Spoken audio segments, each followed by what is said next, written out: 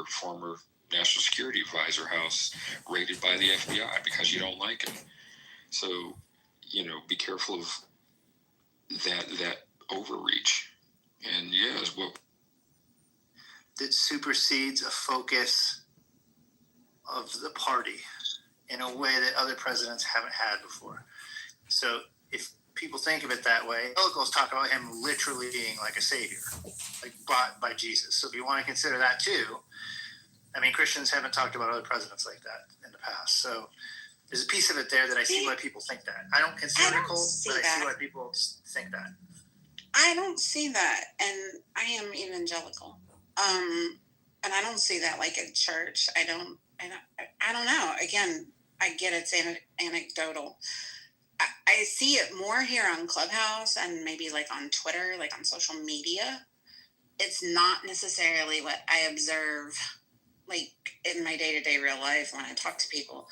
And I certainly understand why the term the MAGA cult rhetoric is used. I absolutely do understand it because I do think there is this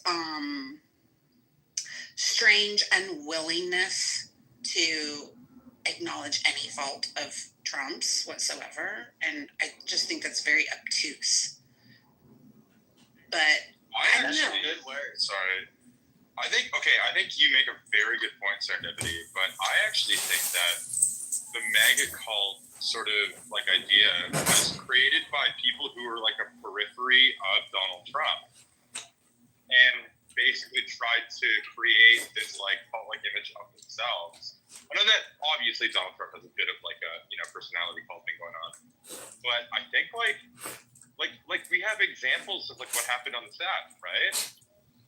Like with Ali Alexander and like you know what I mean? Yeah, for sure. And these people tried to create like a cult. They literally tried to create a cult on the staff. Like that literally happened.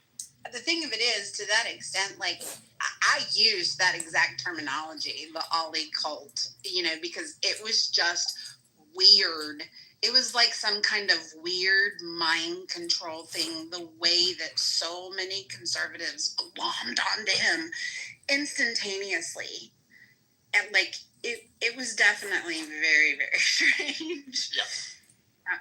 Yeah. And like I said, I was guilty of using that exact terminology, the Ali Alexander cult, like it just because. So that's why I say, like, I understand particularly political opponents referring to MAGA as a MAGA cult. Y'all know Monica's diehard MAGA. And Monica herself, I feel like, is one of those people that has a hard time being critical of President Trump. Even the things that are obviously wrong, she will make excuses for. Whereas I've never aligned as quote unquote MAGA. I do support Trump. I voted for Trump. Like, I make no bones about that. But I also, like, I don't like Trump as a person. I never liked Trump as a person. It was really hard for me to even get on the Trump train. I think initially it was kind of like, well, he's our conservative ticket. So, like, get on the train. The exact same vote. Yeah. And like, even with the second election, man, during the primaries, I so bad wanted to like DeSantis. Like, I really wanted to get on that train, but he just did not impress that much. Like, I kept wanting for him to impress me, and I kept thinking he'll get better. He just never really delivered. And honestly, I didn't like any of the other options that were running against Trump in the primary. So it kind of became a dead ringer that, I knew Trump was going to grab it. And even when he grabbed it, I wasn't like, oh, yippee, this is the greatest thing in the world.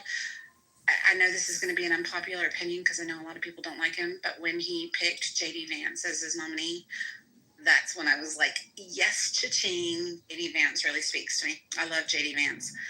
And so I felt a lot better about my vote just because of bringing J.D. Vance in. And I know a lot of people don't like him, but I do. That's really interesting because I actually like, I think JD Vance is fucking sick. I think that he actually could be the person that like continues this like movement after Trump is out of office. To be And I honest. think he would Yeah, do it better. Yeah. I think he would do it better and with a lot less division than Trump. What do better look like to him? When you say better, I'm curious. Trump is Is it Ron DeSantis behind Project 2025? I don't know. I mean, I don't even want to go in. Like, Project 2025 is just like. Hold on. I want to answer Hakeem's question. Hakeem, did you say something else? No, I was just saying after Heritage Foundation, we had Project 2025. No, but go ahead. Oh. Yeah. Better. Okay. Trump is brash. He's unprofessional. Like, I think he needs to stay off fucking social media. I think he need not be on, global news saying they don't know what the fuck they're doing. I know a lot of people, they like that about his character. Those are not the things that I like about his character. I like that he's not a lifelong politician. That's one of the reasons why I also like JD Vance. JD Vance has only been in the Senate 2 years prior to taking on the VP ticket. And you know what else I like about JD Vance is the fact that JD Vance was once a never Trumper.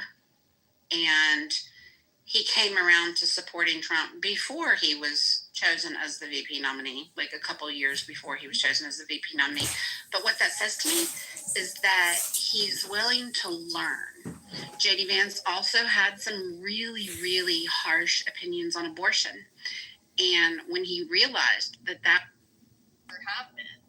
So I don't understand how that tracks. We haven't always had this epidemic of school shootings. So this is really, if you look at the charts, this all really went crazy in 2018.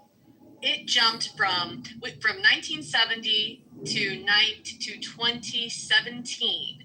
We were tracking between like 10 and let's say at the highest like 60 school shootings a year. That includes suicides, domestic disputes, drive-by shootings. That includes everything, okay? It's all lumped together. Then in 2018, it